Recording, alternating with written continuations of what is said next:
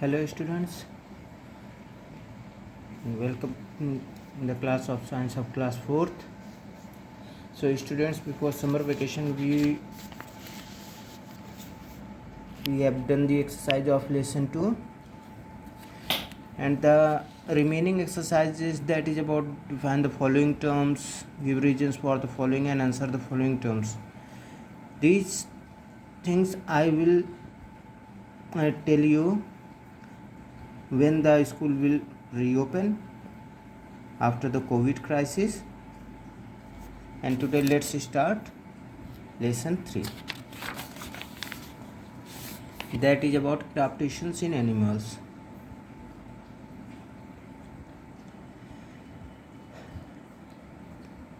So we have already read how plants adapt themselves to the surrounding. Animals also adapt themselves according to their surrounding or food they eat. When animals are not properly adapted to their surroundings, they either die or move to places which suit them better and where they can easily adjust themselves.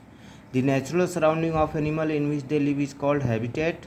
Like plants, animals have also developed special features to survive in their unique surroundings. So students, हम लोगों ने अभी पिछले lessons में पढ़ा था कि जो पौधे होते हैं वो अपने आप को कैसे अडाप्ट करते हैं. जैसे पौधे अडाप्ट करते हैं, अपने आप को पर्यावरण के अनुकूल बनाते हैं, वैसे ही जानवरों में भी ये क्षमता होती है कि वो अपने सराउंडिंग के अकॉर्डिंग अपने आप को अडॉप्ट कर लेते हैं. अगर वो अपने आप को उस अनुकूल नहीं ढाल पाते हैं अपने वातावरण के अकॉर्डिंग, तो वो या तो मर सकते हैं या फिर वो वहाँ से किसी दूसरी जगह चल जाते हैं जहाँ पे वो अपने आप को अच्छे से एडजस्ट कर सकें.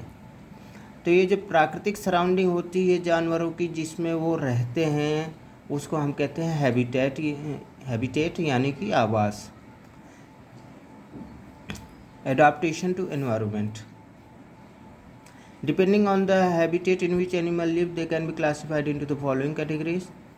तो अपने आवास के अकॉर्डिंग जो है जानवरों को हम निम्नलिखित वर्गों में विभाजित कर सकते हैं. टेरेस्ट्रियल एनिमल्स मतलब थलीय जीव.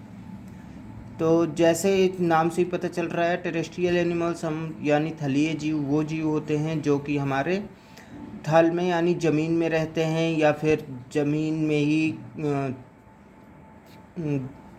छोटे छोटे छेद बना करके रहते हैं. जैसे खरगोश रहता है, चूहे रहते हैं, बिल बना करके रहते हैं. ये जो थलीय जीव होते हैं ये सांस अपने फेफड़ों के द्वारा लेते हैं. इनके पास काफ़ी हाई लेवल की सेंसेस होती हैं, जैसे कि ये सुनने की क्षमता, ये सूंघने की क्षमता. इसकी वजह से इन्हें अपना शिकार करने में मदद मिलती है और साथ ही अपना खाना तलाशने में भी. इनके जो टांगें होती हैं, पैर होते हैं, बहुत ही मजबूत होते हैं जिससे कि ये तेज़ी से दौड़ सके. जैसे कि हमारा टाइगर, एलिफेंट, बियर्स, ये सब वाइल्ड एनिमल्स हैं जो कि जो कि ज़मीन में रहते हैं. Horses, cows, pigs and dogs ये डोमेस्टिक लैंड एनिमल्स होते हैं.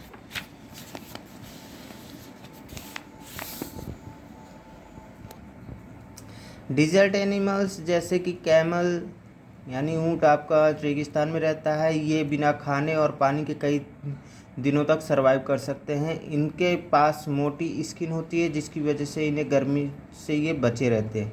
इनकी लंबी टांगें होती हैं और गद्देदार पैर होते हैं जिसकी वजह से ये रेत में आराम से दौड़ सकते हैं.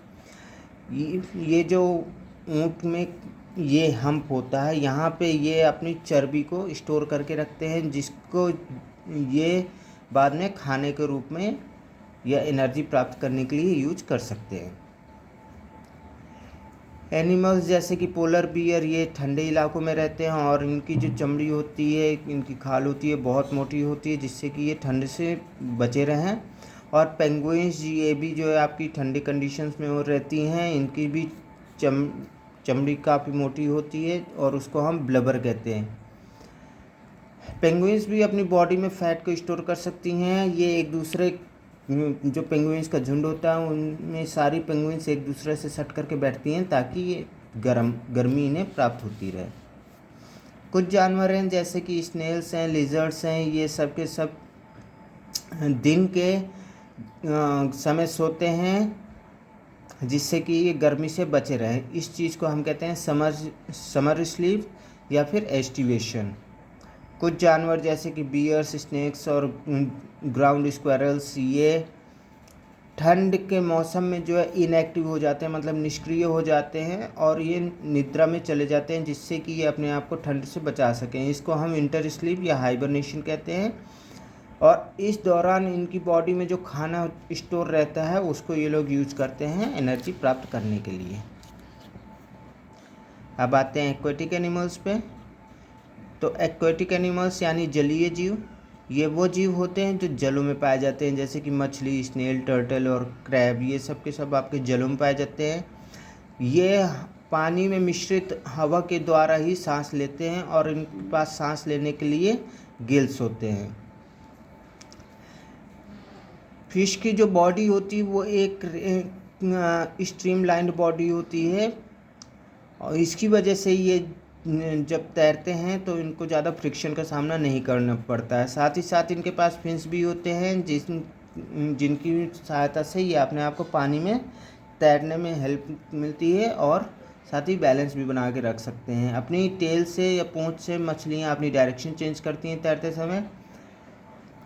कुछ जलीय जीव होते हैं जैसे कि व्हेल्स और डॉल्फिन्स, इनके पास सांस लेने के लिए फेफड़े भी होते हैं। एम्फीबियंस उन जानवरों को कहते हैं जो कि ज़मीन और पानी दोनों जगह रह सकते हैं, जैसे कि आपका फ्रॉग हो गया, टोड हो गया, सैलमेंडर्स हो गए। इनके पास फेफड़े होते हैं जिसकी वजह से ये ज़मीन में जो है सांस ले सकते हैं और पानी के अंदर सांस लेने में इनकी जो स्किन होती है वो इनकी हेल्प किया करती है। आर्बोरियल एनिमल्स उन एनिमल्स को कहते हैं जो अपना ज़्यादातर वक्त पेड़ों में गुजारते हैं। इनके पास बहुत मजबूत हाथ होते हैं, मजबूत पैर होते हैं और साथ ही पंजे भी, जिनकी वजह से ये पेड़ों में आसानी से चढ़ जाते हैं। जैसे कि आपका मंकीज, स्पाइडर मंकी, इनके पास बहुत ही लंबी टेल होती है और ये एक ब्रांच से दूसरी ब्रांच तक जाने में अपनी इसी टेल की हेल्प लेते हैं। ओरंगुटन्स भी अपना ज़्यादातर वक्त पेड़ों में गुजारते हैं और इनकी जो लंबी बाहें होती हैं वो इनके जीवन शैली को बहुत ज़्यादा सूट करती हैं। एरियल एनिमल्स आपके वो एनिमल्स होते हैं जो ज़्यादातर अपना वक्त हवा में गुजारते हैं, जैसे कि चिड़िया हो गई या कुछ इंसेक्ट्स हो गए। चिड़ियों की जो हड्डियां होती हैं वो अंदर से खोखली होती हैं और इनकी बॉडी स्ट्रीमलाइंड होती है मछली की बॉडी की तरह, जिसकी वजह से इन्हें उड़ने में आसानी रहती है और हवा के फ्रिक्शन का ज़्यादा सामना नहीं करना पड़ता। हालांकि बैट भी एक एरियल एनिमल है, लेकिन ना तो ये इंसेक्ट है ना ही ये बर्ड है, ये एक मैमल है। उन बैट के जो पंख होते हैं वो उसी के स्किन का ही एक पार्ट होते हैं और पतली स्किन का पार्ट होते हैं और ये बाहों के अक्रॉस जो है स्ट्रेच्ड रहते हैं और फिंगर से इनकी फंसे रहते हैं, जैसे कि हमारा जो छाता होता है उस तरह के होते हैं। बैट की उंगलियां बहुत लंबी होती हैं और वो इन्हीं के थ्रू जो है उड़ते हैं। तो स्टूडेंट्स, आज के लिए बस इतना ही। आप लोग पढ़िएगा, समझिएगा। नेक्स्ट हम लोग पढ़ेंगे अडैप्टेशंस फॉर फूड।